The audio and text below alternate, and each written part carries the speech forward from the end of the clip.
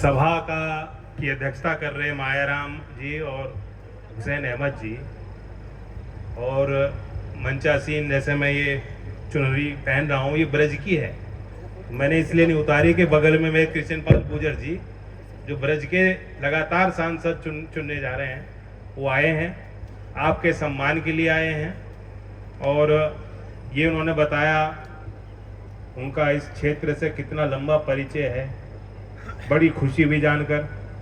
मैं अपने मंत्रालय की तो बात कह ही सकता था, अनिल हमारे मंत्री उनकी बात कह सकता था, यूपी सरकार में साझेदार हैं। मैं अब ये भी कह सकता हूं कि कृष्ण पाल गुर्जर जी के मंत्रालय का कोई भी काम हो तो अधिकार के साथ आप आ सकते हो, क्योंकि अब ये दूर नहीं है, जब चाहोगे आएंगे। इनकी जो जड़ें अब आपके मीरापुर के बुद्धिजीवियों के हाथ में है, जब चाहोगे बुलाओगे आवेंगे। तो ये बहुत अच्छी खबर है। और कृष्ण पाल जी हमेशा चौधरी साहब का सम्मान और आदर करते आए, बहुत अनुभवी हैं। ये चुनाव कम वोट से नहीं जीतते, लाखों से जीते, लाखों से हर बार। तो हमें इनका ये भी रहस्य जानना है, क्या फॉर्मूला है इनका। मिथिलेश जी को फॉर्मूला बता के जाएंगे कि मिथिलेश जी को भी उतनी बड़ी जीत मिल सके। क्रिकेट का उदाहरण दिया उन्होंने, सही बात है, फील्डिंग भी जिताती है। तकनीकी खेल है, कभी कभी समीकरण भी बनाने पड़ते हैं। टेक्निक, स्ट्रेटेजी, उसके आधार पे भी जीता जाता है।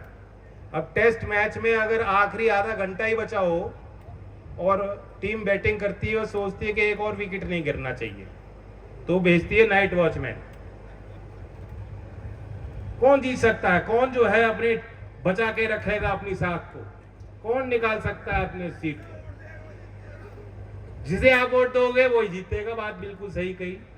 और ये सोच के ही हमने मिथिलेश पाल जी को अपना उम्मीदवार, आपका उम्मीदवार बनाया है। पहले भी बाई इलेक्शन में जिताया था आपने, और उन्होंने कितनी ईमानदारी से बताया कि संजय चौहान जी की उस चुनाव में, उस अभियान में कितनी बड़ी भूमिका थी, और आपसे उसी आधार पर उन्होंने वोट मांगी।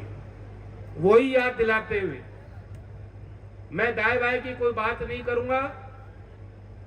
चंदन चौहान जी को जिस तरीके से आपने आशीर्वाद दिया, पार्टी को दिया उससे पहले, और चंदन के पिताजी संजय जी ने जिस प्रकार से वो मेरा सहयोग करते थे, उसी तरीके से आपके मार्गदर्शन में आज संसदीय कार्यशैली के तहत चंदन मेरा और दल का सहयोग कर रहे हैं।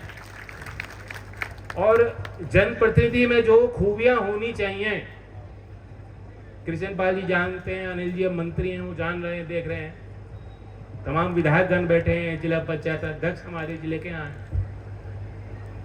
जनप्रतिनिधि कई बार कुछ करना चाहते हैं, कौन नहीं चाहता मेरे क्षेत्र का काम हो, जितनी सरकारी योजनाएं हैं वो मेरे क्षेत्र में ज्यादा से ज्यादा लगे, ताकि हमारे मतदाताओं को भी अंदर प्रसन्नता पैदा हो कि हमने अच्छे व्यक्ति का चयन किया। सब लोग चाहते हैं, लेकिन कभी कभी सरकारी तंत्र हावी हो जाता है, कभी कभी वही नियम जो है वो अड़ंगा बना करके उसे बीच में तैयार करके फाइल को रखा जाता है कि ये तो संभव नहीं है। वहां पे आपको एक अनुभवशाली व्यक्ति की जरूरत है। वहां कोई ताकत से काम नहीं होता, लट चला के काम नहीं होता। लोकतंत्र में आपसी सहमति बनानी पड़ती है, तरह के जो प्रयोग करने पड़ते हैं, प्रयास करने पड़ते हैं, समझाना पड़ता है। वहां आपको एक विनम्रता पूर्व किसी अच्छे व्यवहार कुशल व्यक्ति को अगर आपने चुना है तो वहां आपकी ताकत कई गुना बढ़ जाती है।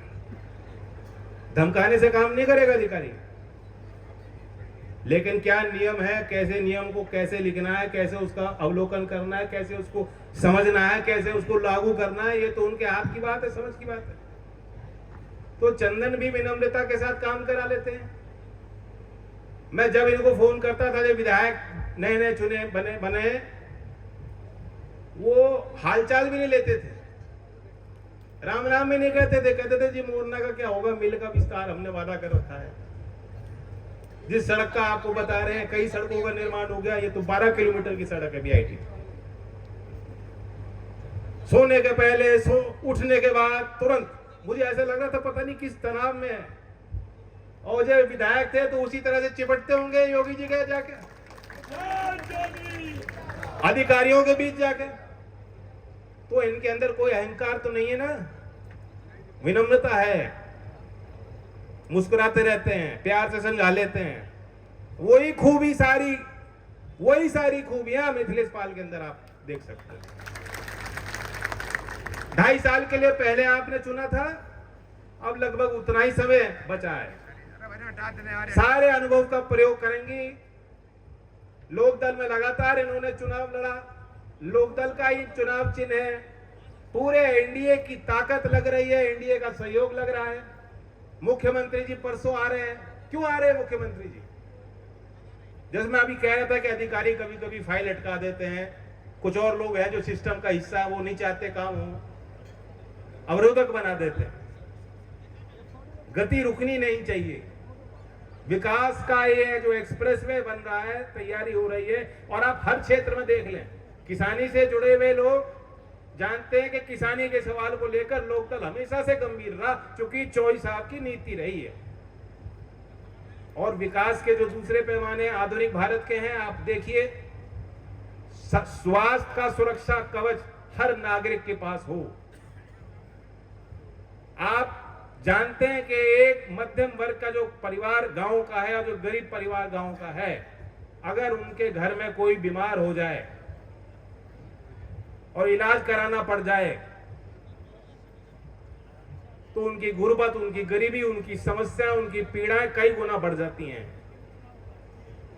मध्यम वर्ग का परिवार तो एक झटके से गरीबी में चला जाता है, इतना खर्चा करना पड़ता है। कोई योजना नहीं थी उनके लिए। अब 70 साल के हमारे बुजुर्गों के लिए भी अगर उपचार उनको कराना पड़ेगा, वहां कोई शर्त नहीं रखी है। आप 70 साल के बुजुर्गों को भी आयुष्मान भारत का सुरक्षा कवच देने का निर्णय भारत सरकार ने लिया। इससे पहले गांव में जो काम होते हैं, परंपरागत सुनार है, लोहार है, कुम्हार है, बढ़ई है, नाई है, ये तो काम होते ही हैं। ये गांव के एंटरप्रेन्योर हैं, ये गांव के कुटीर उद्योग हैं, जिनकी बात, जिनकी लड़ाई, जिनके सामाजिक न्याय के लिए चौधरी चरण सिंह ने पार्टी बनाई थी। इनके लिए इससे पहले कोई स्कीम थी, कोई योजना बनी थी? 13,000 करोड़ की प्रधानमंत्री की विश्वकर्मा योजना चल रही, जिसकी प्रशिक्षण का काम हमारा मंत्रालय कौशल विकास का करता है। 10 लाख से ज्यादा लोगों को लाभ मिल चुका है।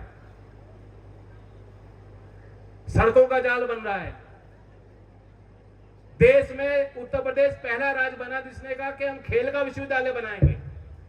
खेल का विश्वविद्यालय बनेगा, खेल की तकनीक विकसित होंगी, जो हमारे पुराने खिलाड़ी रहे क्षेत्र के उनको नौकरी मिलेगी, कोई कोच बनेगा उसको तनख्वाह पगार मिलेगी, नई पीढ़ी खिलाड़ियों की तैयार होगी, स्पोर्ट्स साइंस को बच्चे सीखेंगे, स्पोर्ट्स के तकनीकी पहलू से जुड़े जितने नए रोजगार हैं उससे लोग जुड़ेंगे। आज भारत 2036 में ओलंपिक खेल के लिए जो प्रतिवेदन डाल रहा है, कह रहा है कि हमें उम्मीद है कि भारत में ओलंपिक का खेल होगा। और मैं अपनी पूरी की पूरी निधि खेल के संसाधन को गांव के स्तर पे देने के लिए कह चुका हूं, दे रहा हूं। यहां मुजफ्फरनगर में साटों में निर्माण हो रहा है, कई कई गांवों में काम करने की कोशिश है। और इस गांव की भी मुझे पता है, जो स्कूल की बाउंड्री है किसने बनवाई थी? संजय चौहान जी ने बनवाई थी। सही बात है कि नहीं है? अब बच्चों को मैं ये नहीं कहता सारे बच्चे मेडल नहीं जीतने वाले हैं, लेकिन जब खेल का मैदान बनेगा वो खेल सीखेंगे, उनके अंदर की क्या हुनर है उसके बारे में उनको जानकारी मिलेगी। उनके घर वाले भी जानेंगे कि हमारे बच्चे अच्छे काम से जुड़ रहे हैं, उनकी ऊर्जा का प्रयोग होगा, सदुपयोग होगा, डिसिप्लिन सीखेंगे, एक दूसरे पे निर्भर होना सीखेंगे, हारना सीखेंगे, जीत कैसे हासिल होती है मेहनत करके। ये संस्कार उन बच्चों के अंदर पैदा होंगे अगर वो खेल खेल पाएंगे। इसलिए कोई छोटा काम नहीं है। इस गांव के लिए भी जो बात आई है मेरे संदर्भ में, संज्ञान में, कि जमीन है, बाउंड्री है और खेल की सुविधा यहाँ के बच्चों को चाहिए, ये उनकी प्रबल मांग है, तो उस मांग का भी मैं सम्मान करूंगा। और चंदन भी कोई गए तो है नहीं, नौजवानों के लिए ही काम कर रहे हैं। अभी बीते दिनों बिजनौर में कौशल महोत्सव हुआ। ऐसा कभी कोई काम नहीं हो पाया बिजनौर पार्लियामेंट में। एक दिन के कार्यक्रम में 4000 बच्चों को जो नौकरी चाहते थे, एक दिन में उनका इंटरव्यू हुआ। 2700 बच्चों का 2750 का सिलेक्शन हुआ। यहां मीरापुर में आकांक्षा कॉलेज में 45 दिन से उनकी ट्रेनिंग चल रही थी। उनको बताया जा रहा था कि तुम इंटरव्यू दोगे तो कैसे जवाब देने हैं। वहीं हमारे बच्चे मात खा जाते हैं। सारी उनकी अच्छी तैयारी होती है, लेकिन वहां इंटरव्यू में वो नहीं समझ पाते कि किस हिसाब से हमें अपनी पेशी करनी है। सारी ट्रेनिंग देके तैयार करके उनको एक दिन में वहां बुलाया गया। और मीरापुर के खुशी हुई बड़ी बड़ी कंपनियों ने मीरापुर के 481 बच्चों को ऑफर लेटर, नियुक्ति पत्र दे दिया। बड़े पैमाने पे बच्चे ज्वाइन कर रहे हैं। तो इससे पहले तो कभी इस तरह के कार्यक्रम नहीं होते थे। तो चंदन तो कर ही रहे हैं। चंदन को आपने और ताकत दे दी। पहले वो अकेले बढ़ जाते थे, अब वो पार्लियामेंट में है, दिल्ली में है। इनको आप लखनऊ भेज दीजिए तो 1 और 1 11 हो जाएंगे। और पूरा मंच, पूरा एनडीए, कृष्ण पाल जी तो आज आ ही गए।